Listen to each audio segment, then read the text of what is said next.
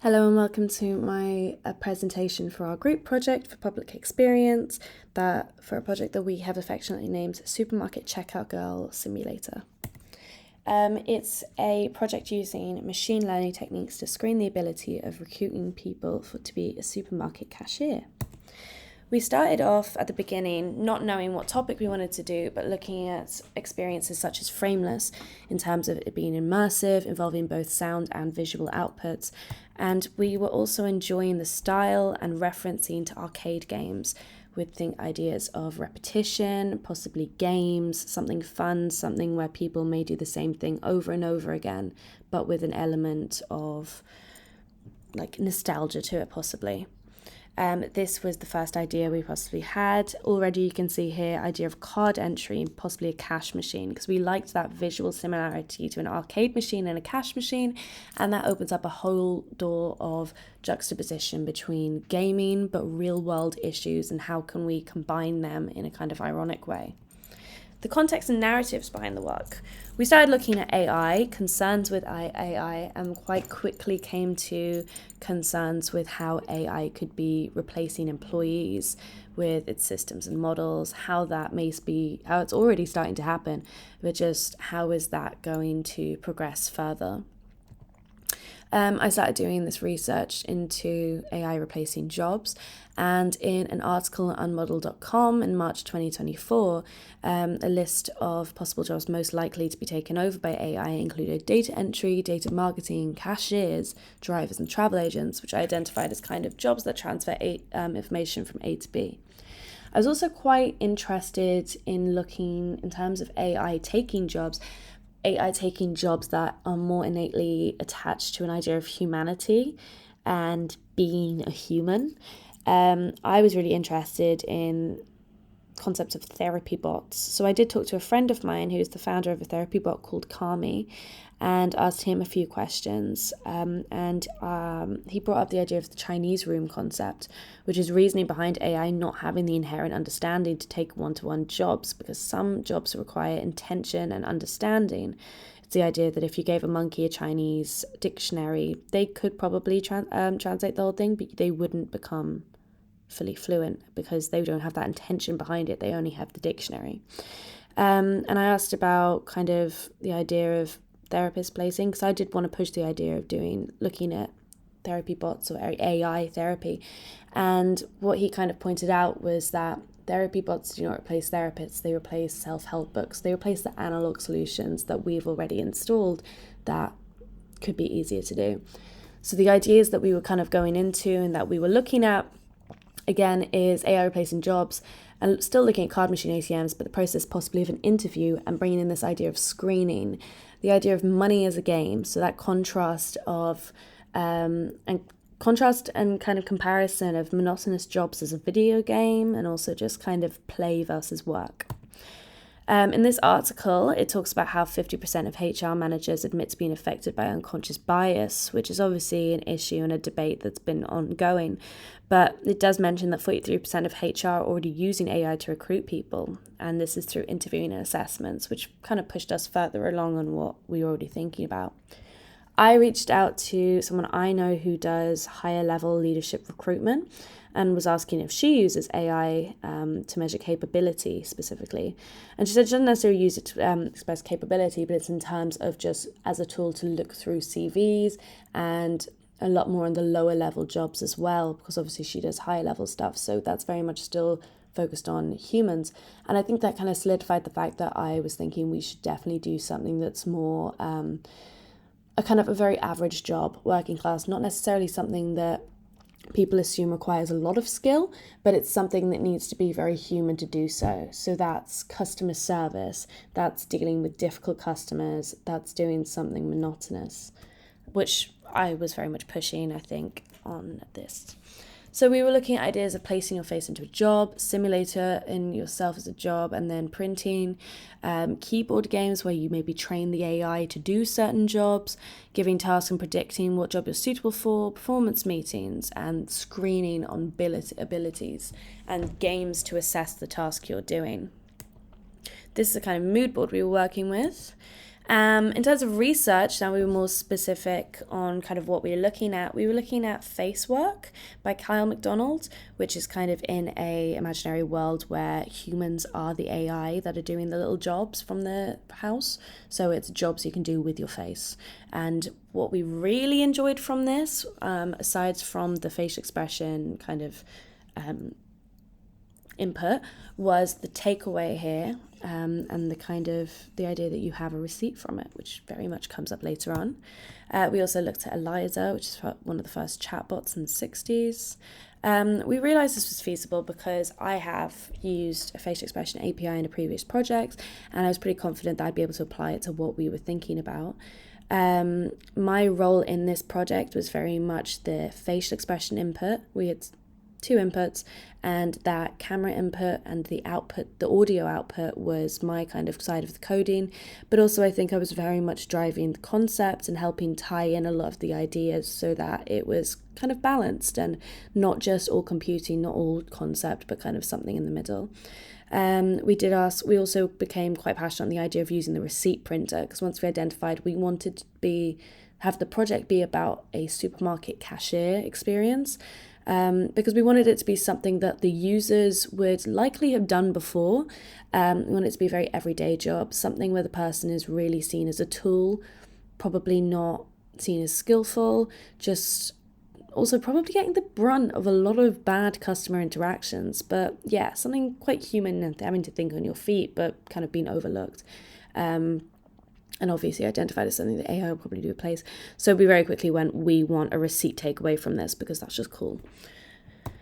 Otherwise, everything kind of came up as we went. We did think on our feet quite a lot and added things instinctually. In terms of my coding in the Expression Center, I started identifying kind of certain inputs, there should be audio outputs. So I was kind of grouping them together in terms of like bad emotions to hear and yes, happy, good emotions to hear, or express. So confusion, anger, frustration, which also would cross over what I just discussed. They were going to be bad audios. These are the audios I kind of went with. Things like customer is always right and can you check in the back? These are kind of quite common negative customer interaction phrases that you've heard. And then have you swiped your loyalty card? And unexpected item and bagging area are self-checkout phrases, which kind of brings out that idea of like a robot checkout. So it all conceptually kind of links together. This is the actual coding. This is just kind of identifying ML5, the face API, identifying which emotions were inputted. Then I've got the angry audios and the confused audios that are in a constant, like in a file folder kind of there. And then I've created 2 different random functions so that it's not just a single audio that plays when you look angry or disgusted. When you have one of those negative audios, you get a random version of the angry audio. So it's not just the same experience over and over again. And you get something different every time you play the game. Same with the confused. So you've got your random function, angry random, and then you've got confused random at the top there. Draw a function here in terms of the detections. Then we've got the if statements. So if the biggest emotion is either angry or disgusted, you go to the angry random. If it's surprised, fearful, or sad, you go confused. Because obviously these are facial expressions that you don't want someone in customer service who has to be passive, polite, and a tool for the people coming in, getting their shopping. These would be the bad things for them to be emoting. On the left there is kind of a tree that I just jotted down in terms of just check if we're missing any of our code, any of our process.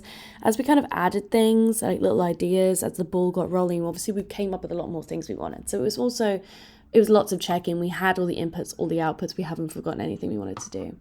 In terms of the keyboard input, because 2 inputs are camera, the emotion sensor, and the keyboard, because you're testing them doing something, which in this case, keying in barcode numbers.